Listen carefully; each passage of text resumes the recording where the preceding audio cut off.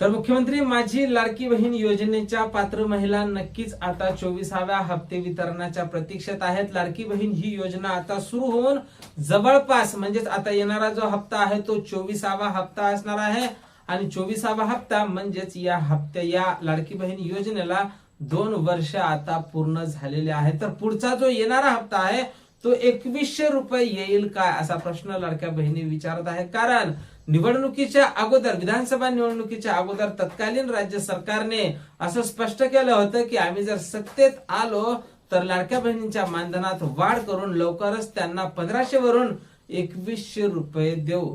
पुढचा हप्ता 2100 रुपये येण्याची काही शक्यता आहे काय आणि जो 24वा हप्ता आहे तो कधीपर्यंत येईल या संदर्भातली माहिती आपण अगदी थोड्याशा व्हिडिओमध्ये पाहणार आहोत। त्यापूर्वी नक्कीच तुम्ही नवीन असाल तर आपल्या व्हिडिओला लाईक करून चॅनलला सबस्क्राईब करा। नमस्कार, मी भाऊसाहेब गोडे स्वागत करतो तुमचं लाडकी बहीण योजनेच्या एका नवीन व्हिडिओमध्ये। लाडकी बहीण योजनेला आता 2 वर्ष पूर्ण झालेले आहेत आणि दिलेला शब्द राज्य सरकारने आता तरी पाळायला पाहिजे। म्हणजेच पुढचा जो येणारा हप्ता आहे तो 2100 रुपये यायला पाहिजे आणि लाडक्या बहिणी नक्कीच आता 2100 रुपयाच्या प्रतीक्षेत आहे। राज्याचे मुख्यमंत्री असतील, उपमुख्यमंत्री असतील यांनी वेळोवेळी पत्रकारांशी बोलताना 2100 रुपया संदर्भात बोलताना अशी माहिती दिलेली आहे की वेळ आल्यावर आम्ही 2100 रुपये करू। आता 2 वर्ष निघून गेलेले आहे, कधी वेळ येणार एकतर त्यांनी स्पष्ट करावं किंवा येणारा जो पुढचा हप्ता आहे या हप्त्यापासून 2100 रुपयाला नक्कीच सुरुवात करायला पाहिजे। लाडक्या बहिणी नक्कीच 2100 रुपयाच्या प्रतीक्षेत आहेत। त्याचसोबत ज्या लाडक्या बहिणींना केवायसीच्या कारणाने अपात्र करण्यात आलं होतं तर अशा महिलांना नक्कीच या योजनेत सामावून घेण्यासाठी राज्य सरकारने काहीतरी उपाय योजना ह्या करायला पाहिजेच। म्हणजेच ज्यांची केवायसी राहिली असेल अशा महिलांना पुन्हा एक संधी द्यावी आणि ज्या महिलांनी केवायसी दुरुस्ती केली नसेल अशा महिलांना दुरुस्ती करण्यासाठी सुद्धा एक संधी नक्कीच द्यायला पाहिजे। ज्या महिलांना ऑनलाईन केवायसी करता येत नसेल तर अशा महिलांना ऑफलाईन केवायसीची सुविधा सुद्धा राज्य सरकारने लवकरच उपलब्ध करून द्यायला पाहिजे।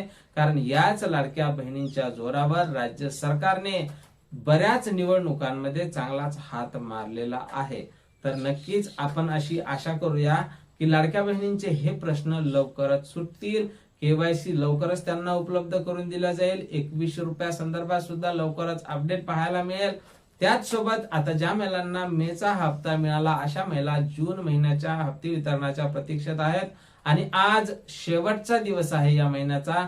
त्यामुळे अशी आपण आशा करूया की पुढच्या महिन्यात पहिल्याच आठवड्यात म्हणजे 4 ते 5 तारखेपर्यंत या हप्ते वितरणासंदर्भातला GR येईल आणि वितरण हे पहिल्याच आठवड्यात 8 तारखेपर्यंत होण्याची शक्यता अशी प्रसार माध्यमांवर सुद्धा वर्तवल्या जात आहे आणि आपण सुद्धा अशी आशा करूया की 10 तारखेपर्यंत या हप्त्याचं वितरण होईल। तर या हप्त्यासाठी आता कोण महिला पात्र असतील?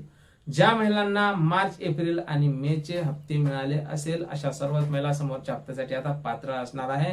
तर ज्या महिलांनी मेचा हप्ता आला असेल अशा महिलांनी आपल्याला कमेंट बॉक्स मध्ये कमेंट करून सांगायचं आहे की मेचा हप्ता आला, किंवा ज्या महिलांना आला नसेल अशा महिलांनी सुद्धा कमेंट करून सांगायला विसरायचं नाही। त्याचसोबत तुम्ही अपात्र होण्याचं नेमकं काय कारण, तुम्हाला हप्ता का आला नसेल या संदर्भात थोडीफार माहिती जर तुम्ही आपल्या व्हिडिओच्या कमेंट बॉक्स मध्ये टाकली तर त्या संदर्भात तुम्हाला स्पष्टपणे व्हिडिओ बनवून आपल्या चॅनलवर पाहायला मिळणार आहे। तर या हप्ते वितरणासंदर्भात असो, 2100 रुपया संदर्भात असो किंवा केवायसी संदर्भात नवीन जशी काही अपडेट आपल्याकडे उपलब्ध होईल आणि आम्ही सुद्धा वरिष्ठांकडून या संदर्भात वारंवार माहिती घेण्याचा प्रयत्न करतच असतो।